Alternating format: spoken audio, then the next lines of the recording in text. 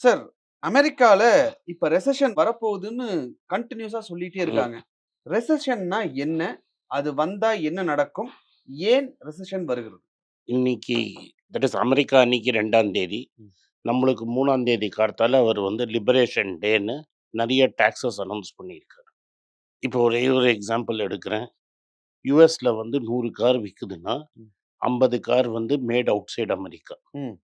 மீதி 50 car made in America. And made in America கார்லயும் நெறைய காம்பனன்ட்ஸ் வெளிநாட்டிலேருந்து வருது. ஆமா. Including India. ம்.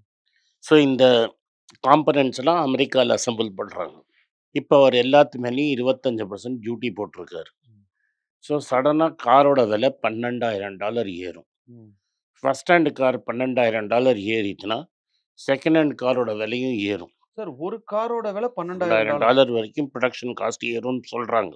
அங்க $30,000 இருந்தே நமக்கு கார் பிரைஸ் இருக்குல்ல. ஆவரேஜா ஒரு காருக்கு $12,000 விலை ஏறும்னு இருக்காங்க. ஓகே. அப்ப 20% ஆவரேஜ் அப்படி வச்சுக்கலாம். 25% டாக்ஸுக்கு 20% ஆவரேஜா ஏறும்.